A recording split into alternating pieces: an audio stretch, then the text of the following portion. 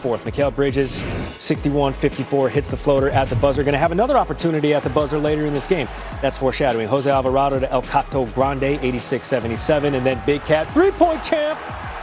3 of his 18 points. Knicks go up 89-77. It's a double-digit lead for New York. They were up 14 at one point in this game. CJ McCollum gets the handoff, gets chippy with Jose Alvarado, who had 9 minutes off the bench, 0 points, but 2 chippy little lips. Knicks led by 12 going into the fourth. They're 64-1 all time when going into the fourth quarter of a playoff game, up double digits. We're going to have to rewrite that history. Knicks up 8. Nickeil Alexander-Walker, triple. Got it. Hawks down 100-97. Big block. On the other end, Jalen Johnson. It's 100-99. A couple plays later, same score. CJ McCollum going to cross JB for the 34-year-old. The Hawks take a 101-100 lead. Not just their first lead of the game, their first lead of the series. CJ wasn't done. Said afterward, we got to play until the clock hits 0. Hawks go up 3, 103-100. But JB, triple, got it, tied, yes. 40 seconds to go. Same score in the game. McCollum falling away. This time he has it. 32 points. He has 30-point performances for 3 different franchises in the playoffs. That's it? Portland, the Pels, and the Hawks. He's a man of flight. He's a bird. Jalen Johnson off the turnover, 107-103. 10 seconds to go, though. Jalen Brunson and the Knicks chipping back. That's a home rattle. Despite the Knicks only scoring 15 points in the fourth quarter, that's the least amount of points they've scored in the fourth quarter in the regular season or playoffs this year. McCollum gets fouled. He is going to the line. Just cash them. That's all you got to do. Just hit your free throws. They're free. He misses them both.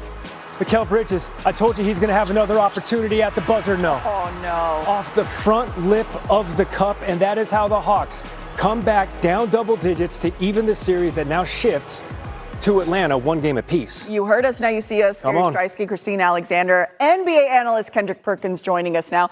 Perk, what was the biggest reason for the Knicks' collapse?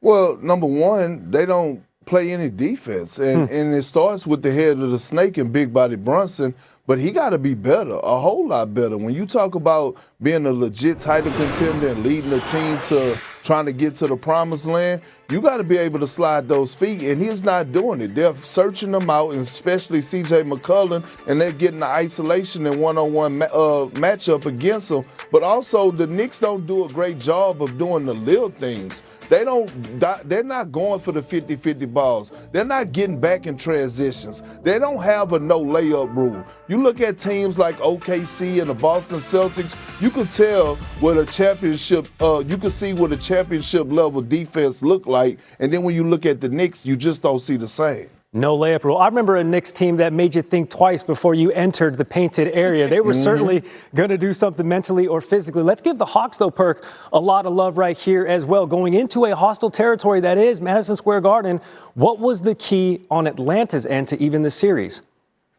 Well, I mean, it's a few things. I mean, you look at it, obviously C.J. McCollum, a veteran that could get a bucket, one of the best mid-range bucket getters that we've seen, but also Jonathan Kuminga, bringing that championship pedigree from Golden State and getting it done off the bench. His energy was contagious. When they needed a spark, he came in and did what he needed to do. Nickeil Alexander-Walker, bringing his playoff experience and his offensive presence. And all of a sudden, you saw a Hawks team, as the game kept going, they started to continue to develop confidence. And they just kept hanging around until it was one play after another, and all of a sudden you saw them come out victorious. Now they take an even series, Game 3, Thursday night, back on their home court in Atlanta. That's the Eastern Conference goings-on. Perk, stand by. We got some Western Conference things happening. Yes, we do. Let's take it to what we saw between the Timberwolves and the Nuggets. Game 2. Nikola Jokic, as always, ready for this one. Final seconds of the half, though. Jamal Murray heaves it from beyond half court, and it is good. You would think a moment like this was enough to take you through the rest of the game because it tied it up 64 at the half. However, The Nuggets were down by 2. Nikola Jokic said, I don't like that. Let's get up on this one again. Drains the 3. Nuggets take a momentary lead. Still here with Jokic. 16 points in the third quarter for him. They were up by 3 after 3. On to the fourth we go. Under 5 minutes left to go. Jokic can't get the layup to go. Minnesota now in transition. Dante DiVincenzo finds a wide open Jaden McDaniels for the dunk. So Minnesota was starting to feel good too, huh? Jokic, though, tries it. Again with the miss. DiVincenzo again comes up with the loose ball. Shrieks away for the layup. The T-Wolves up by 3. Off the Anthony Edwards miss. Rudy Gobert grabs the offensive rebound, throws it down on Jokic. And Jokic would take note of that with a permanent marker. It would stick in his mind. Drives and returns the favor as he throws it down on Gobert. Getting him right back. Nuggets down only by 2. Murray, though, misses the step-back jumper. DiVincenzo gets the rebound, finds Julius Randle, gives it back to DiVincenzo, who's having quite the night.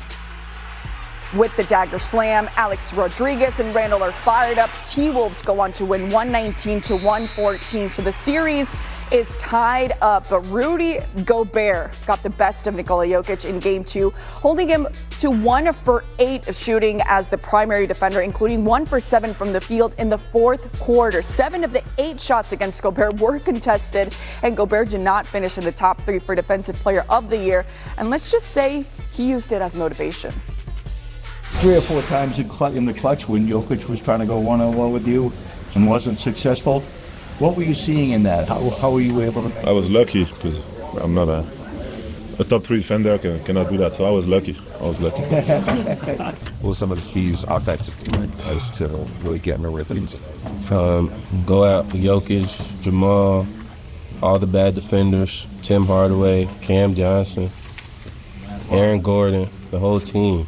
Like, just go at them. They're all bad defenders. Yeah, they're all bad defenders. Yeah.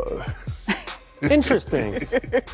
Perk, you make that of what? What did last night's game mean for this series, and what did that post-game locker room sound mean for what's going forward? Well, look, from that soundbite from Jay McDaniels let you know that it's real smoke and it's beef and they ready to make hamburgers. This is a real rivalry, right? They didn't have enough battles throughout the course of the years in the postseason. We could call this a legit rivalry, and he's absolutely right. And we saw last night the effect of the Timberwolves being able to put Murray and Jokic in action and make them guard. And that's what ended up happening. All of a sudden, you didn't see they didn't have their legs last night offensively at the end of the game. We saw Jokic airball the three-point shot. We saw Rudy doing a hell of a job in making sure he stayed out of foul trouble, but steady played some hell of a defense on Jokic. And again, when you think about the Timberwolves, they were down 19 at one point. They just kept chipping away. And if you're the Nuggets, you got to figure something out. You got to find more rest for Murray and Jokic, or find another option offensively to get those guys some help, whether it's, Aaron Gordon or whatever the case may be. If not, this series is going to be over, and Minnesota is going to be heading to the crib with it. It's now, at this point, going to Minnesota. And you're talking about Jokic and Murray. They had 50 combined points through quarters 1 through 3. Then the fourth quarter happened. They combined for 4 points, and now the Timberwolves have an even series, taking it back to their home court. Perk, much appreciated. Appreciate you. Staying on the court here with what we saw several Game 2s last night, including Donovan Mitchell and the Cavs hosting in Game 2. Pulls up from 3 over 2 defenders. You know how Mitchell does it. Cavs leading 34-27. It's James Harden who steps back for 3 on Scotty Barnes, who takes a little tumble, gets the shooter's bounce to go. Harden was feeling good. 28 points for him. On to the third. The Cavs 73-61. It's Evan Mobley, very mobile in the paint. Gets the tough layup to go through contact. 25 points and 8 rebounds. On to the fourth we go. Mitchell steps back for the 3, drains it. Cavs up by 12. It's still Cleveland Cavaliers, and it's Donovan Mitchell uses the screen to drive in for the layup. Mitchell again shoots before the buzzer goes off. but gets his own rebound to finish with the finger roll. It was just that kind of night for Mitchell. 30 points and 7 rebounds. Cavs win by 10 and